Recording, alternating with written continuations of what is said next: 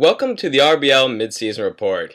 I'm here in sunny Fenway Park at beautiful Boston, Massachusetts, as you can see behind me.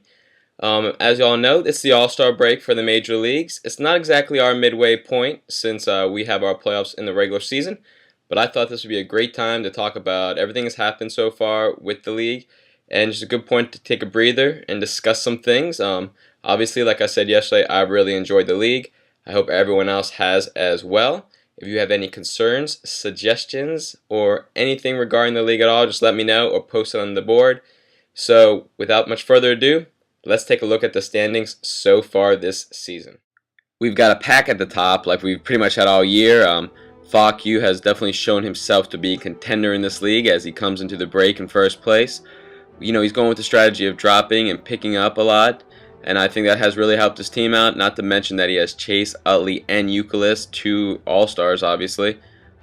Ben Creek Southpaws in second place. He's got a great pitching staff in Zach Greinke and Roy Halladay. You got two aces like that, you're definitely going to get some wins each week. Now, motherfucking Game Time is in third place, coming out of nowhere off a big win last week. Vaulted into third place. That's huge for him. Another Grinnell in fourth with the VT Pitbulls. He's got Lincecum, the best pitcher in the NL in my opinion, and I think that's just really going to help him the rest of the season. Baltimore Bombers coming in fifth. A little surprised by that, kind of fell off towards the end of the year, but he's got Manny back, so he's looking and hoping that's going to give his team a lift. Now the Seafield Powder Lips. After all the trash this guy's been talking about A-Rod and Mauer, I mean, A-Rod's playing well now, but to see him in sixth place is a little surprising after his promising draft. Now 7, 8, 9, and 10, they're kind of ways back. Richmond Revolution, myself, and the Please Believe It, Believe It, Please. We have an outside chance possibly of making a run here towards the end of the season if we can. And then there's Kenny Powers all the way down at the end. A little surprising for a guy that knows this much about baseball. Almost embarrassing. Well, I just want to wrap this up by giving you guys a couple of stone cold lead pipe locks for the playoffs. And one dark horse to look out for as the season comes to an end. Obviously, Falk U's going to be my number one, guaranteed to make the playoffs. We've seen that his GM skills are second to none.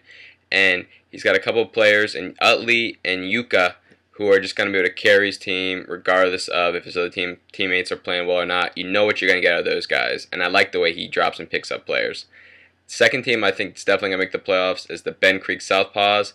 Chris Grinnell has a great team on his hands. His strength, like I said before, is more in his pitching with Zach Greinke and Roy Halladay.